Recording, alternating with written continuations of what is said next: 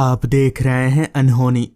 तो चलिए बढ़ते हैं आज की इस कहानी की ओर। मनोज अपने तेज कदमों से स्टेशन की ओर बढ़े जा रहा था। एक तो मौसम भी सही नहीं था, ऊपर से मनोज अपनी ट्रेन के लिए काफी लेट हो चुका था। सड़क पर भागते भागते मनोज ने एक नज़र घड़ी पर देखा तो रात के 11:15 बज चुके थे और उसकी ट्रेन 10:50 पर थी। यूं ही कुछ देर तक भागते रहने के बाद मनोज स्टेशन पहुंचा और प्लेटफॉर्म नंबर 3 पर जाकर घुटनों पर पैर दिए झुककर हाँफने लगा, क्योंकि प्लेटफॉर्म पर ना तो कोई ट्रेन थी और ना ही कोई इंसान। मनोज को लग रहा था अभी तक उसकी ट्रेन आई नहीं है, मगर जब मनोज ने अपनी घड़ी में वक्त देखा तो वक्त हो रहा था 10:55 का। मनोज को काफ़ी हैरानी हुई, मगर तभी उसकी नज़र पास ही में एक बेंच पर सो रहे एक आदमी पर गई। उस आदमी का शरीर और चेहरा बहुत गंदा सा था। देखने से ही पता चल रहा था कि वो कोई भिखारी है। तभी मनोज उस भिखारी के पास गया और उससे पूछते हुए बोला, ये ट्रेन आने वाली थी ना, यहाँ पर आई नहीं क्या अभी तक? मनोज की बात सुनकर वो आदमी आंख मलते हुए उठा और मनोज को सर से लेकर पैर तक देखते हुए बोला, ट्रेन वो तो आकर चली भी गई। इतना बोलकर वो शख्स वापस लेट गया। मनोज ने उस आदमी से दोबारा पूछा, तो फिर अब कब है ट्रेन? इस पर वो भिखारी लेटे लेटे ही बोला, अब कल सुबह से पहले कोई ट्रेन नहीं है। इतना बोलकर वो भिखारी वापस से लेट गया, जैसे उसके शरीर में दम ही ना हो, और लेटने के साथ ही साथ उसके खर्राटों की आवाज़ शुरू हो गई। मनोज अब एक तरह की मुसीबत में फंस चुका था। उसे समझ नहीं आ रहा था कि अब क्या करना चाहिए।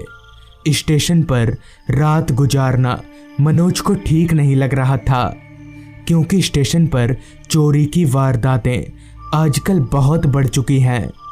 तभी मनोज ने मन ही मन सोचा, यहाँ पर रुकना ठीक नहीं होगा। एक काम करता हूँ, बाहर निकलकर कोई होटल ढूंढता हूँ। ये सोचकर मनोज स्टेशन से बाहर निकला और आसपास कोई होटल ढूंढने लगा, मगर आसपास दूर दूर तक कोई होटल तो दूर एक इंसान तलक भी नज़र नहीं आ रहा था, जो कि काफ़ी अजीब बात थी। खैर मनोज एक रास्ता पकड़कर उस पर आगे बढ़ने लगा।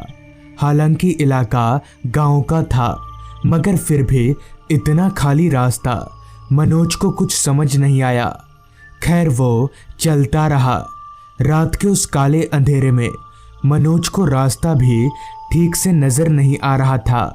ऊपर से आसमान काले बादलों में ऐसे ढका था कि चांद तो दूर, एक तारा भी ठीक से दिख नहीं रहा था। किसी भी पल बारिश आ सकती थी, इसलिए मनोज हर पल अपने चलने की रफ्तार बढ़ाए जा रहा था। लेकिन अभी तक उसे कोई होटल नहीं दिखा था।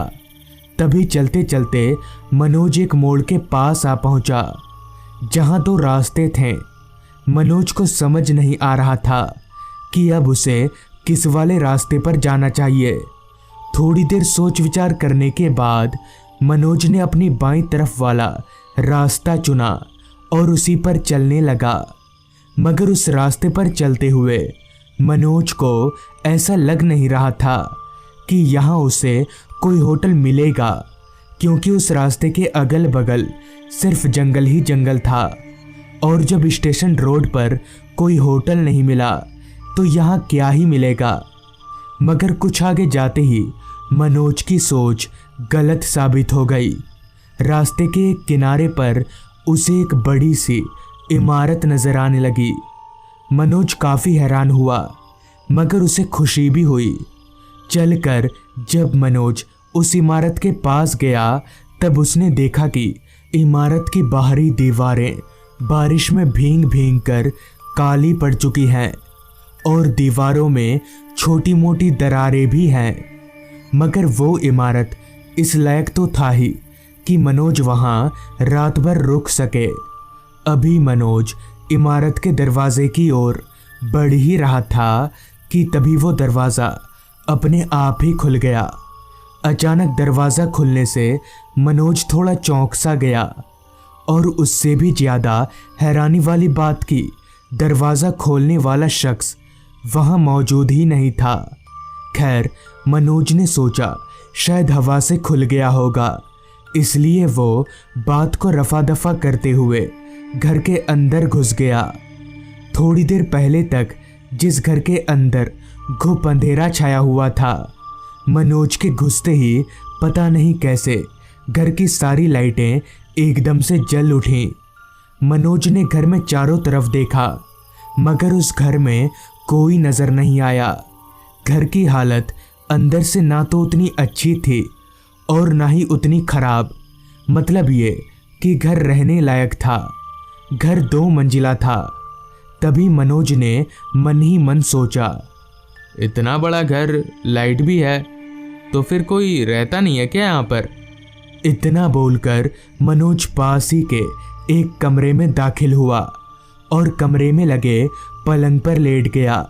पलंग पर लेटते ही पता नहीं क्यों उसकी थकान एकदम से कम हो गई और नींद ने मनोज को अपने आगोश में ले लिया, जिसके बाद पूरे घर में खामोशी पसर गई। पता नहीं कितनी देर बाद, मगर जब मनोज की आंख खुली तब उसके कानों में एक आवाज़ आ रही थी। वो आवाज़ बारिश की थी। बिस्तर पर लेटे लेटे ही मनोज ने पास वाली खिड़की से बाहर देखा तो वो देखता ही रह गया, क्योंकि उस खिड़की पर एक काली सी परछाई मनोज को घूरे जा रही थी। मनोज हड़बड़ाकर उठा और आंख मलकर दोबारा उस खिड़की की तरफ देखा तो अब वहां कोई नहीं था। मनोज को लगा शायद ये उसके मन का वहम होगा। प्यास के मारे मनोज का गला सूख चुका था। उसने अपने आसपास देखा, मगर वहां पीने के पानी का नामो निशान तक नहीं था। लिहाजा मनोज अपने कमरे से बाहर निकला और किचन रूम ढूंढने लगा। कुछ देर ढूंढने के बाद उसे किचन रूम दिखा, मगर जैसे ही वो किचन रूम में दाखिल हुआ तो उसके हैरानगी की कोई सीमा ना रही, क्योंकि किचन रूम में नीचे ज़मीन पर बैठकर कोई औरत कुछ चबा रही थी। उस औरत का चेहरा दूसरी तरफ था।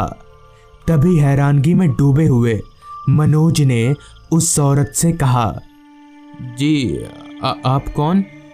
मनोज की आवाज़ सुनकर वो औरत उसकी ओर मुड़ी तो उसका चेहरा देखकर मनोज की सिट्टी बिट्टी गुल हो गई, क्योंकि उस औरत का चेहरा बहुत डरावना था और वो औरत एक बिल्ली को फाड़ कर खा रही थी। उस औरत के मुंह से खून टपक रहा था और उसकी दोनों आंखें एकदम सफ़ेद थीं।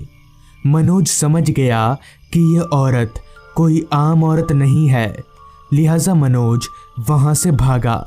मगर जब वो भाग रहा था तब उसे बहुत से लोगों की हंसने की आवाज़ें आ रही थीं, पर इन सारी चीज़ों की परवाह किए बगैर वो भागता ही रहा और घर से दूर जाकर ही रुका।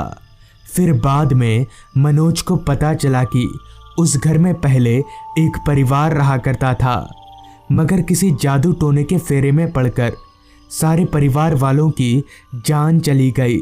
तब से उनकी आत्मा उसी घर में भटकती है। तो दोस्तों, ये थी आज की कहानी। अगर आपको ये कहानी अच्छी लगी हो तो चैनल को ज़रूर सब्सक्राइब कर लें। तो मैं आपका दोस्त आर्यन जल्द ही मिलूँगा आपसे ऐसी ही एक कहानी के साथ।